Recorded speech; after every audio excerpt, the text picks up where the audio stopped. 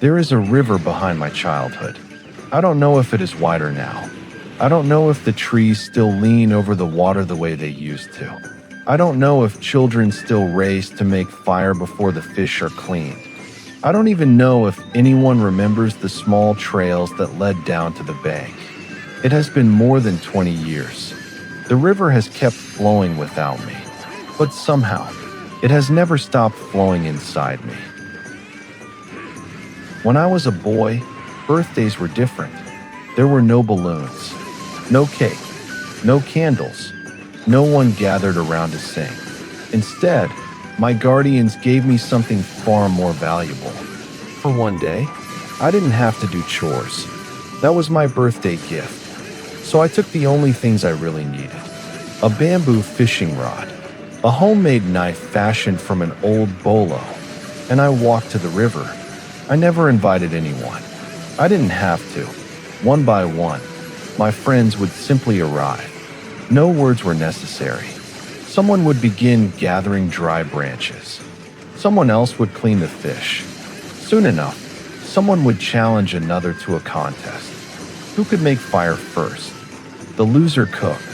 That was the rule. Looking back, I don't remember anyone saying, "Happy birthday," not once. And strangely, I never felt like anything was missing, because they already knew. The day wasn't about reminding each other what it was. The day was about sharing it. When the fish was finally cooked exactly the way we wanted, we ate. That was enough. Back then, nobody ever asked me what I wanted to become. Or perhaps they did. I just never understood the question. How could I answer it? I didn't think in careers. I thought in days. What do I want to do today? Go fishing, swim, build a fire, see if my friends come. That was enough reason to wake up. Then, life happened. School, choices that weren't really choices. A university I could afford instead of the one I dreamed about. A profession that made sense. A career that paid the bills. Years passed the way rivers do. Quietly, without asking permission. Somewhere along the way, people kept asking the same question. What do you want to become? I answered as best I could. Employee, accountant, banker, adult. Yet, there was always a feeling I couldn't explain. Not sadness, not regret, just distance. As if I had been walking downstream for so long that I could no longer remember where the river began. Then Monster Hunter entered my life. Not as entertainment, not even as a game, as another river, one that asked different questions. It didn't care about my job. It didn't care where I studied. It only cared whether I could observe, whether I could learn, whether I could return after failing. Among all the monsters I hunted, none confused me like Chameleos. He disappeared. He stole my items. He erased certainty. The map stopped helping. The familiar stopped feeling familiar. Every instinct that usually carried me through a hunt suddenly felt incomplete. For years, I thought Chameleos was teaching me adaptation, then ingenuity, then determination. Each answer sounded convincing. Each answer eventually dissolved, just like he did. I chased words the same way I chased his invisible footsteps. Every time I thought I had found him, there was nothing there. And maybe that was the lesson.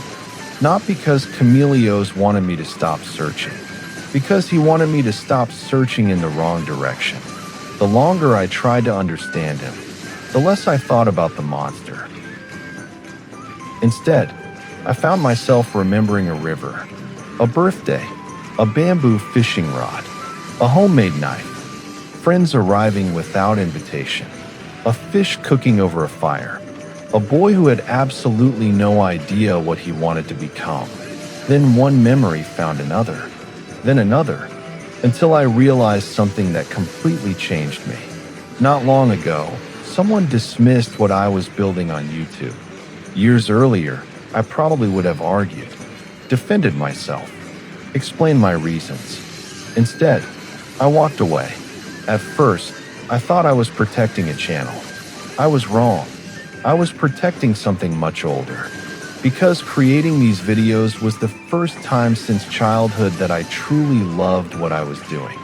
Not because it promised success, not because it promised money, because when I sat down to write, I felt the same quiet excitement I once felt walking toward the river with a bamboo rod over my shoulder.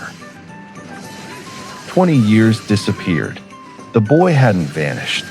I had simply taken a very long bend. That's when I finally understood Chameleos. Return isn't walking backward. A river never returns upstream. The water that passes today will never pass again. Yet every river remains connected to its source. Not because the water repeats itself, because its identity never stopped flowing. That's what happened to me. I didn't become that little boy again. I met him again. He wasn't waiting with answers. He wasn't waiting with advice. He wasn't waiting to ask why I had been gone so long. He simply handed me another bamboo fishing rod, as if I had only left yesterday. Maybe that's why Chameleos had to disappear. If he had stayed visible, I would have kept looking at him. Instead, his absence forced me to see something else. Not the monster, the hunter, and behind the hunter, the boy.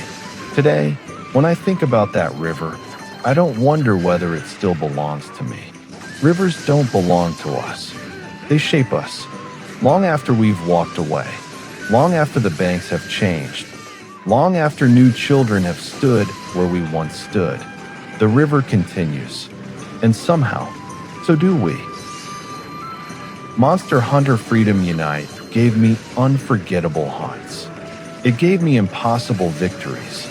It gave me monsters I still respect after all these years.